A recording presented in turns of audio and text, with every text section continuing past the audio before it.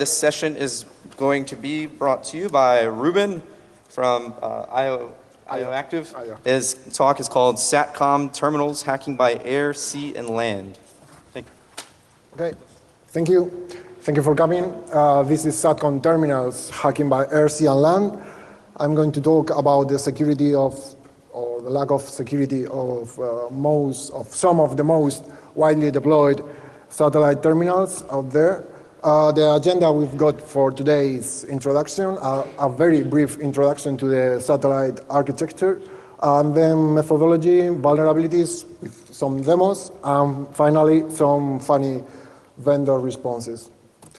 Well, I'm Ruben Santamarta, IOActive Principal Security Consultant. I'm mainly focused on reverse engineering, research, embedded software, and that kind of things. Well, I'm not gonna say anything new about satellite, about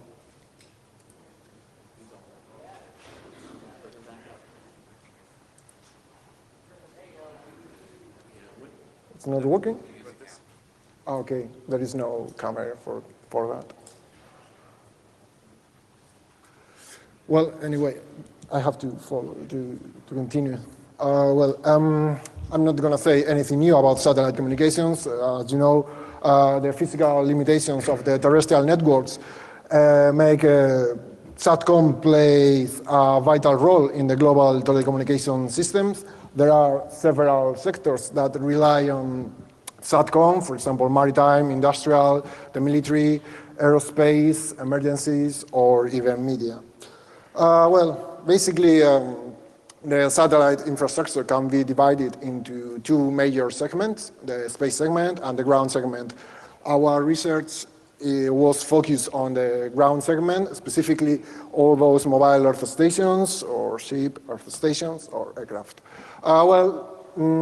We have more than 20 devices affected, also a bunch of vendors involved, some big players in the field. Let's talk about methodology.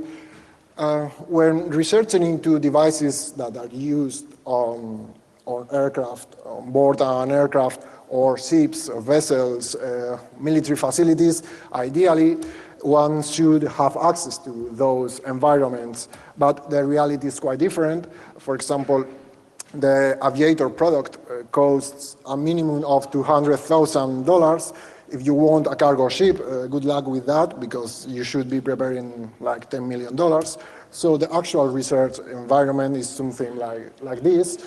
So jokes aside, basically this means I followed a static analysis approach, mainly based on two main points: the information gathering stage and the reverse engineering. During the information gathering stage, we have to collect as much information as possible from data sheets, multimedia material, success cases, manual, press releases, and during the reverse engineering stage, we are basically mapping features into code.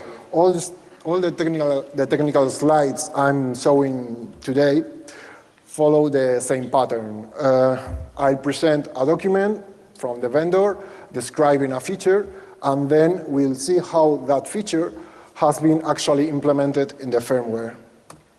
Well, reverse engineering, we don't have access to the physical device, but we do have access to the firmware, and also to software, for example, configuration software, management, upgraders, and that kind of things. Let's get right into the important things. This research wasn't focused on finding memory corruption or integer overflows, buffer overflows. Believe me, there are quite a few, but we weren't interested in that kind of things. So our research was focused on understanding how those devices were actually working. So the findings can be divided into four main groups: hard-coded credentials, backdoors, insecure protocols, and undocumented protocols. At this point, there are no patches, and we don't expect some for several issues. So let's talk about air. Just to put things into context, let me briefly introduce you the aircraft data network domain model. described in the ARINC 64 standard. So there are different domains inside an aircraft. For example, the passenger information and entertainment services and the passenger-owned devices share the same purpose, which is basically entertain the passenger. Then we have some other domains that are way more critical. For example, the aircraft control domain and the airline information services. The interesting part is that these domains share a common equipment, which is the SATCOM, comprised of the SDU and the SBU at a minimum. So this opens the door to perform cross-domain attacks between domains that have different criticality. It's worth mentioning this document from the FAA on special conditions for the Boeing model 787. If you read the highlighted part, you can see how Airbus stated that, well, if we have to physically separate all the domains, there we have a problem because resources such as SATCOM need to be physically connected.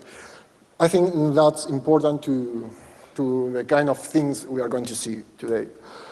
So let's focus on the first target in the aerospace sector, the Aviator 700D, which is certified for providing security and safety communications for the aircraft. You can read in the white paper an introduction to the certification levels used in avionics.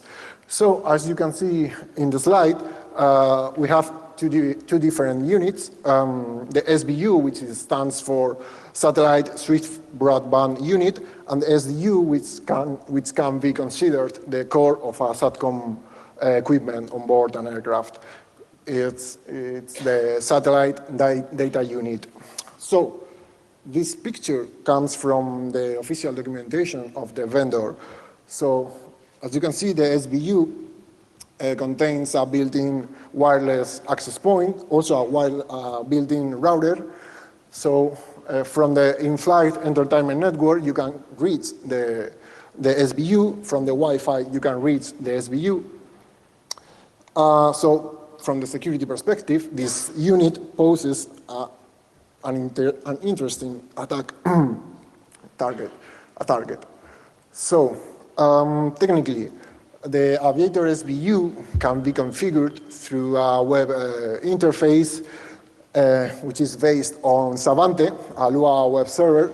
Well, it's MIPS, it's built on top of ECOS, the firmware. Then the firmware has a proprietary layer from Frame and Frame, which is the company that originally developed that firmware. There are no symbols, but, well, there are many traces, so it's useful. So the attack surface is massive, but we are going to be focused on the man-machine interface because that's the preferred way to configure the unit. This picture also comes from the official documentation, and it's very important for our purposes. If you read the highlighted part, the documentation states that you can view all SBU settings from any interface. So despite the fact that some settings are stored in a separated piece of hardware that contains a flash memory, basically, that it's protected by hardware, there are some other settings that can be modified without access to that piece of software, piece of hardware, which is called the configuration module. So I would like to make some clarifications because maybe you have read the media. Cobham, which is the company that develops this product, claims it's impossible to attack the SBU through Wi-Fi, since physical access is required.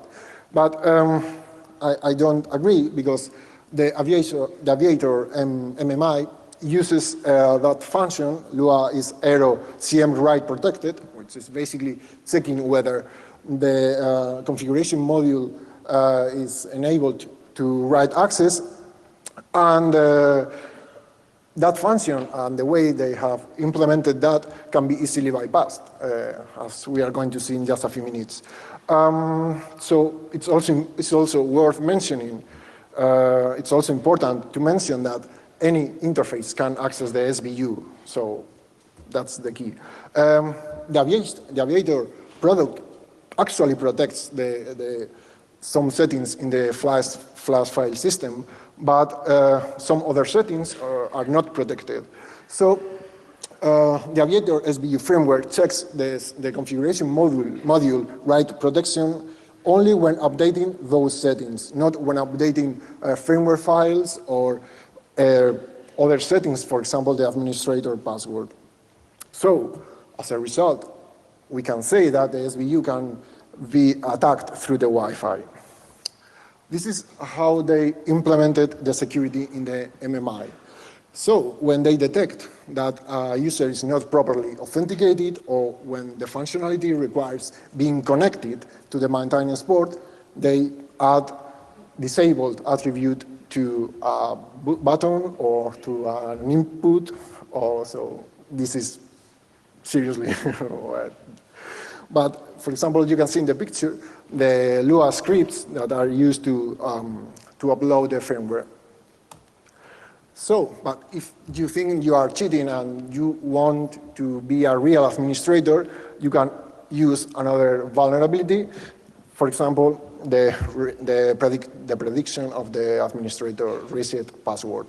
Well, basically, any SATCOM device from COBAM that supports MMI contains a feature that if you forget your administrator password, you can ask your service provider for a reset code in order to add a new administrator password.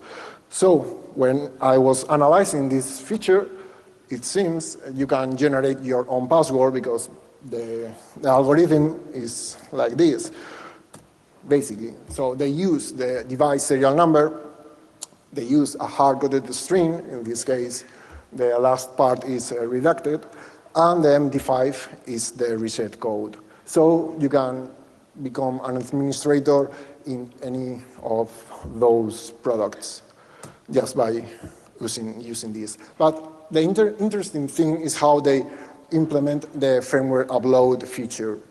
So the Savante web server contains a rule that matches the upload image URL to a Lua script.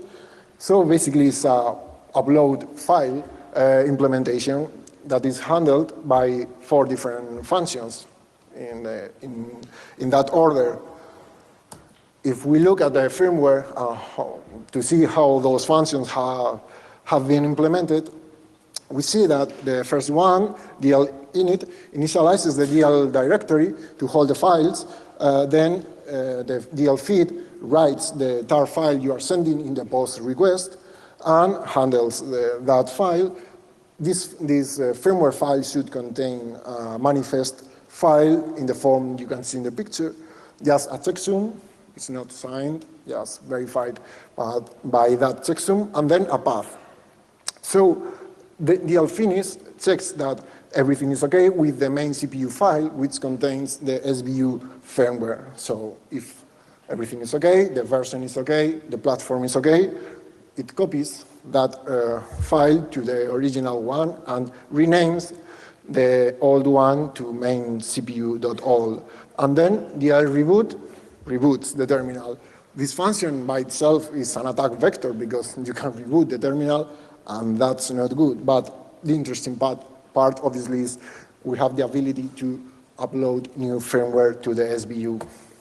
At this point, we have compromised the SBU from the in-flight entertainment network or the LAN or the Wi-Fi access point. And the interesting thing is to see how we can pivot from the SBU to the SDU, or if there is any change to do so. So in fact, it turns out the SDU and the SBU are connected through the serial interface you can see there. This comes from the documentation as well. So I analyzed how that connection worked, and it turns out there is an internal protocol called LLH that is used to communicate between boards or threads or tasks in real-time operating systems. But this, the packet, the structure of the packet is basically what you can see there. We have a packet header and then the payload, length, the opcode or the function you want to invoke, and then the destination of the communication, and then the source. Those ID and sequence fields sometimes are used, sometimes not. So we can, so there are several boards in the different units, SDU and SBU. For example, the SBU can talk only with the SDU can talk with so many boards. And in the slide, you can see the kind of functions you can invoke from the SBU and the SDU. That's obviously a way to create, to expect something goes bad at the SDU. Obviously, it's a good target for fuzzing as well, but we can't elaborate this scenario without the physical access to the device. And then, well, let's move to the SDU, the satellite data unit. Well, it's PowerPC, no symbols, but again, some traces. The SDU can be configured in some ways, in a couple of ways, through the MCDU, which is basically the computer that controls the flight management system. It's located in the cockpit, so that's way restricted. It's an attack vector, but if you have physical access to the MCDU, there are quite a few things, nasty things you can do. So the interesting thing is this SDU can be configured through the full-feature handset, which is more accessible. So if we read the documentation, there are 3 levels because some functions require a PIN. We have the normal user, we have the super user, and we have the service provider. But if we look at the firmware, there is another level, which is the backdoor level, as usual. You can see here how the authentication for the PIN is implemented. In the in the yellow basic block, you have the backdoor authentication. In the green basic block, you have the legit authentication. And this is how basically works. In the legitimate authentication, well, its PIN is locally stored after being transformed through a series of logical operations, nothing special. They use the SDU serial number to create different values for the same PIN, and also a fixed 24-bit value. So when the user enters the PIN, it goes through the same algorithm, and then is being compared. But the backdoor is different. It's totally the opposite. The backdoor authentication is the PIN is always that number. The serial number is backdoor, which is very original. To prevent backdoor PIN reuse, they use these values, the ICAO 24-bit address, which is basically the ID of an aircraft. Each registered aircraft has this address. And they also use the current date. So if you want to generate a valid backdoor, you need the ICAO address of the target aircraft. So if we generate a valid backdoor, we can modify settings, we can reboot the terminal, we can turn off the terminal, and we can do nasty things. Obviously, we are not crashing airplanes with these vulnerabilities. That has to be clear. That said, with these attacks, one can be used to disrupt or to modify satellite data links. There are several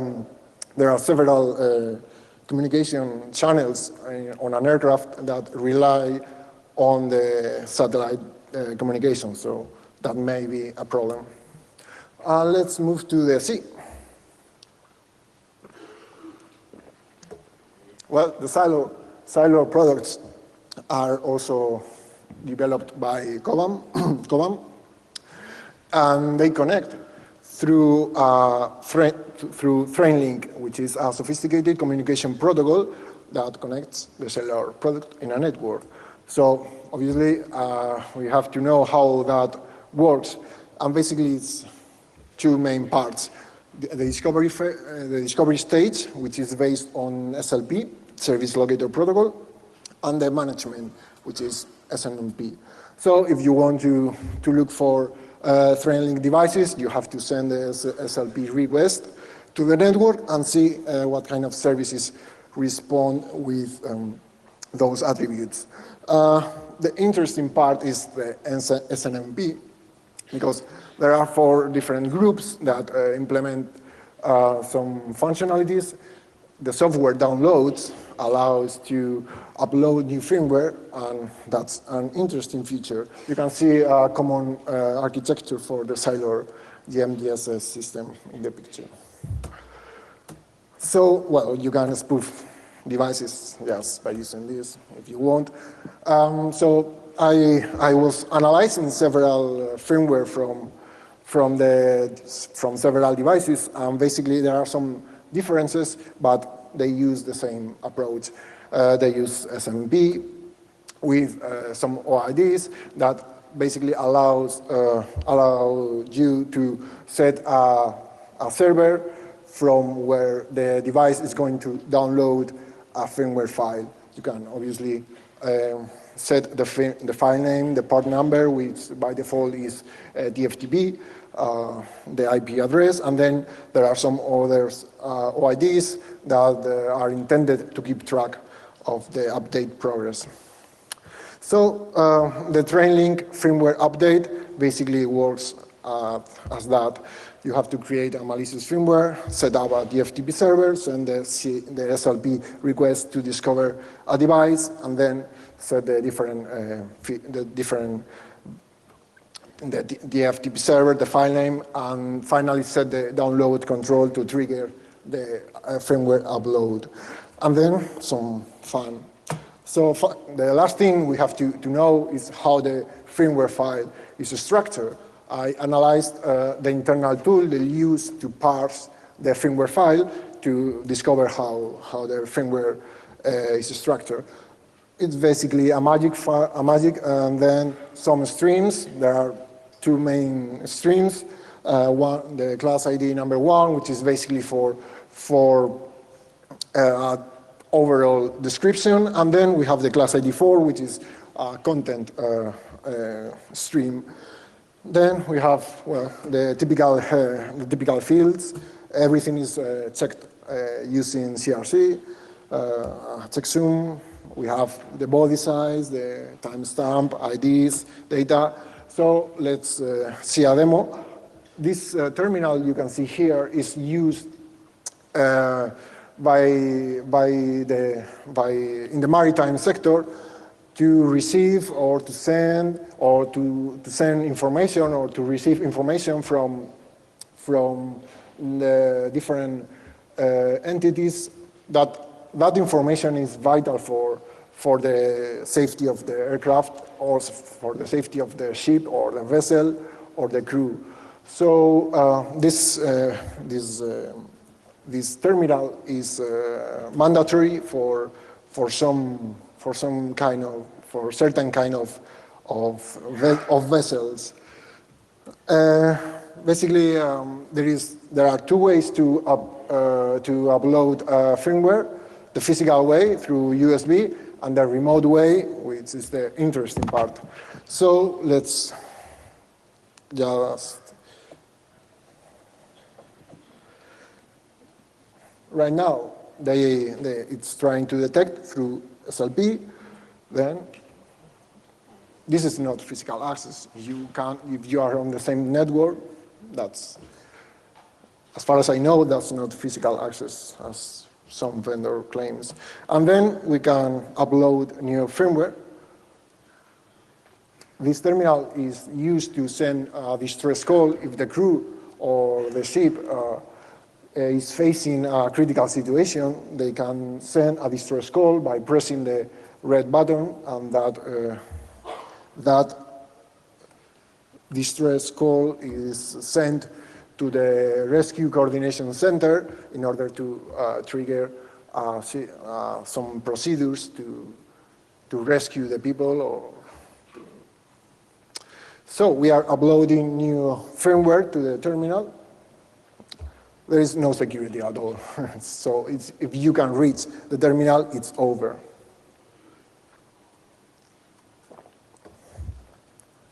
This terminal is part of GMDSS equipment, which is the Global Maritime Distress and Safety System.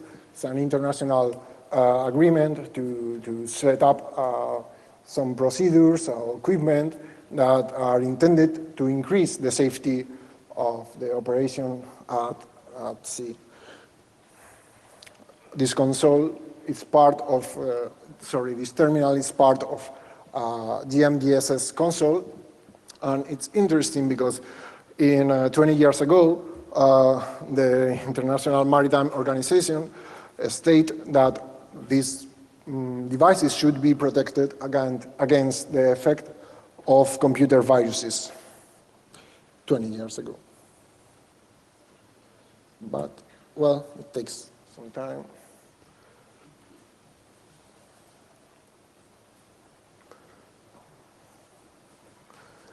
The Global Maritime Distress and Safety System is operated through the Inmarsat infrastructure. They also can be operated through radio. It depends on the location of the ship.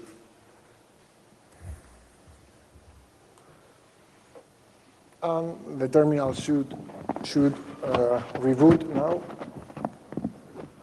It's rebooting, so a new firmware has been uploaded. And we are going to try to send a distress call because we are facing a critical situation.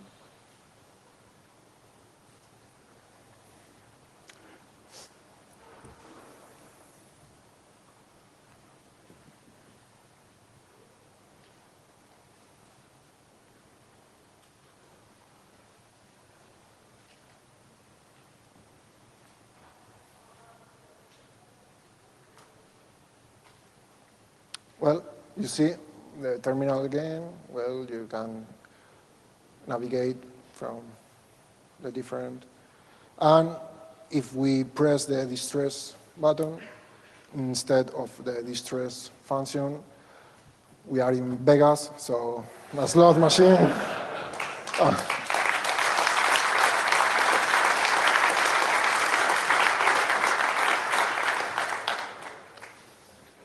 I promise I'm not cheating. Yeah, that's slot machine. Well, so that's the demo, and let's continue.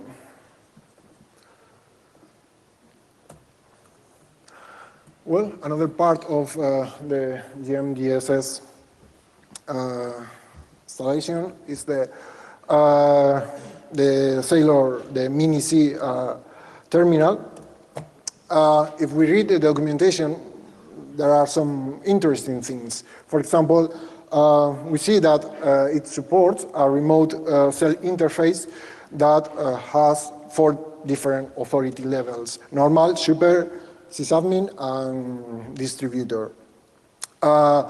You can send remote commands to that terminal by using this remote interface, but those commands should be authenticated by a password.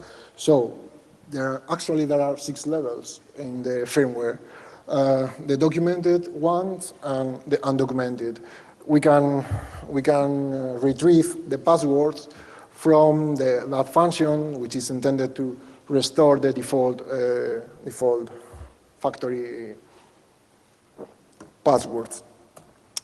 So the next step is to find where those remote commands are parsed. So basically, when they detect that a message to that terminal has been received, they try to find that magic, which stands for the train and train over the air command. So if we analyze the authentication for those commands, again, there is a document for the documented account. The password is checked in clear text, but for the undocumented accounts, it's interesting because they still use the hard-coded password, but they encrypt that password with the PCB number, which is unique per terminal. So the encryption is not really encryption. That's a series of logical operations, like in the other case, so you can replicate that algorithm. So the next step is to find the commands that are implemented. There are 48 commands. Each command belongs to one of the 46 cell command categories. There are commands to perform different tasks. For example, we can set up the terminal with some common settings. We can actually modify some settings for the SSAS system, which stands for SIP Security and Alert System, which is a series of procedures, a mechanism implemented or intended to provide the crew with a mechanism to trigger an alarm when they are facing a terrorist attack or an act of piracy. So we can modify where that alert is sent, which is not a good idea. We can send files, we can receive files, we can delete files, we can modify settings for the enhanced group call, which is also a service by which the crew receives information about, for example, meteorological warnings to increase the safety, so we can spoof data as well. And also some settings for configuring the distress and alerts. So each cell command category needs an authorization level, and it's curious because some commands require a privilege that it's only granted by the undocumented accounts. So obviously, this backdoor is also remote. You don't need physical access to send that kind of commands. You can use another terminal, or you can send those commands from the ground.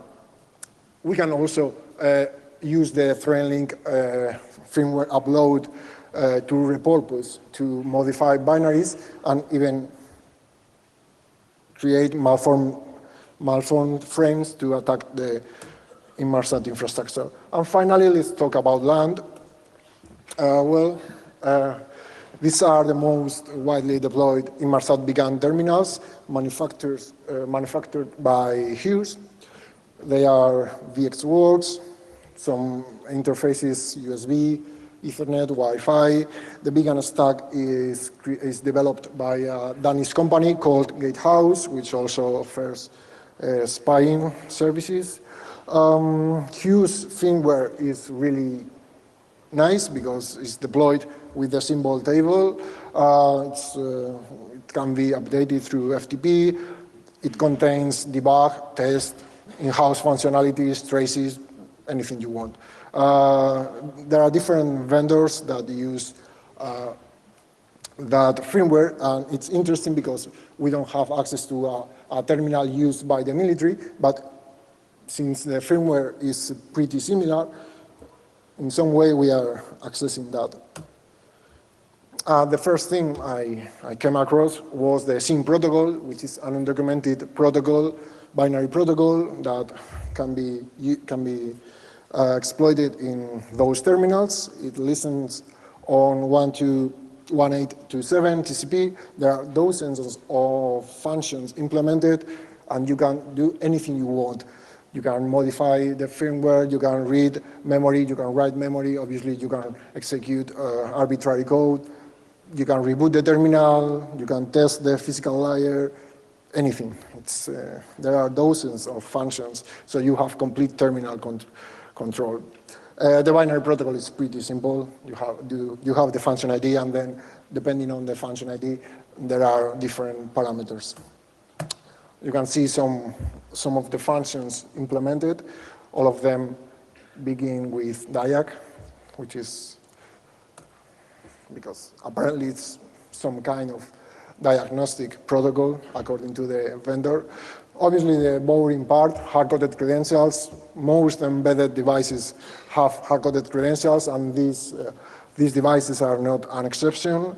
You can use those hard-coded credentials to upload new firmware through an FTP server that those terminals contain, also for Thuraya. But there is another interesting feature. For example, in the Hughes terminal used to SCADA and machine-to-machine operations. So basically, you can configure from a remote location, you can configure that terminal in two ways, through an SMS or through a web interface. You need a password to access those interfaces. If we look at the authentication for those features, then we see again an interesting feature. If you fail with your original password, you have another opportunity. In the yellow basic block, you can see that there is another comparison before failing, and there is a function called ATC-IFAC man authenticated admin code. If we look at that function, we see that they are deriving a backdoor password based on the IMEI number from the terminal. So if you know the IMEI, which for example is printed in the terminal, which is not very secret, or third-party vendors can know also, basically you can generate a password that will be accepted in the remote interfaces. If we look at the SMS authentication, pretty much the same function, so you can send an SMS to configure the terminal. If we look at the commands that can be sent through the SMS, we see one especially promising, which is the ATCO that can be used to embed AT commands inside the SMS. If we look at the commands, AT commands that are supported, we find an interesting AT command, which is the get firmware file from an FTP server, and then trigger firmware update. So basically, we can send a remote, we can send us an SMS containing this AT command to tell the terminal that, okay, download a firmware file from this FTP server and trigger the firmware update. So we can compromise the terminal with an SMS without knowing the right password. But it's also interesting because if you buy this terminal, you qualify for free over-the-air upgrades. If we analyze how that works, we see that they are using the same AT command. If you don't pass any parameter, they use the default one. So there is an FTP server which can be accessed once you are authenticated through the APN, and there are some hard-coded credentials that can be used to access the FTP server. Obviously, the problem is if those credentials have right access to the FTP server, because you can upload a firmware file and then all the terminals will be infected. But it's something that I didn't try, so I'm not going to to say anything. But well, if you want security in your terminal, there is a feature called enhanced security mode, which blocks everything in the terminal except a web interface, so we can't exploit the SYN undocumented protocol, we can't access the FTP server, so we need a way to bypass that. Again, if we analyze the authentication for that feature, we find a pretty similar feature than in the other one. You have a legitimate password, and then if you fail, you have a backdoor password. If we look at the function, they are also deriving the backdoor password from the IMEA with several modifications from the previous algorithm, but it's pretty much the same. This terminal is widely used by the media. It's curious. For example, you can see a picture of some journalists using this terminal during the Ukrainian conflict. So we are going to test the backdoor password.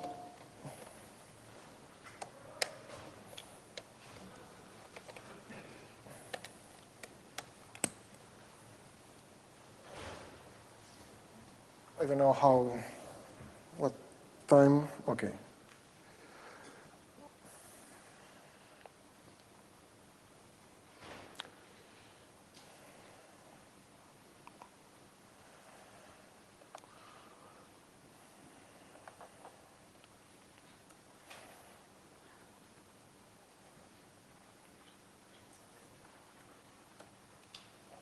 Okay, so this is the terminal with the enhanced security mode activated.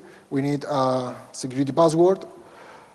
We are going to use the backdoor this time. Oh.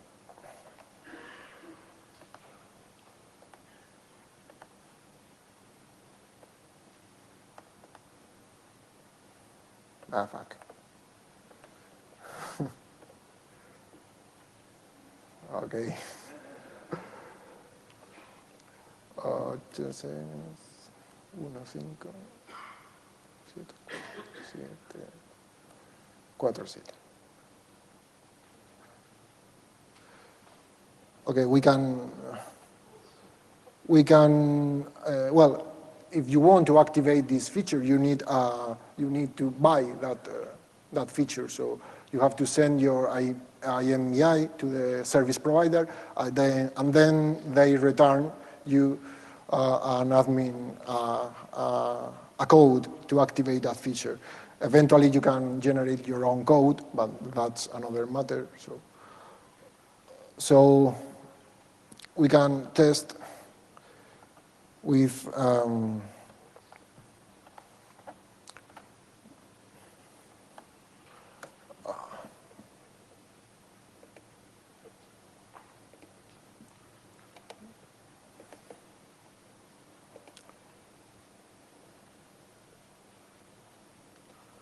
we can use black hat. Black.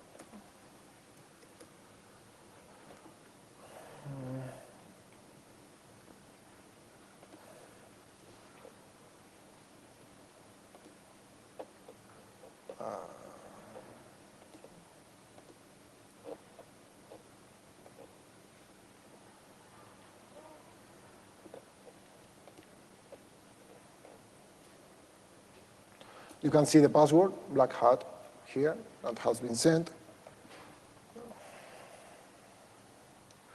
Okay, so we are going to lock the unit, and instead of the black hat password, we are going to use the backdoor password.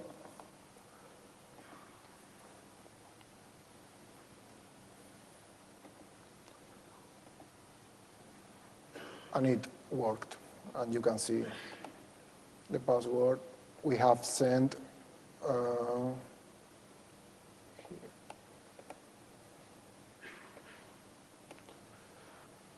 it's here. So if you want security, it's not a good idea to have a password, a backdoor. And finally, some vendor responses.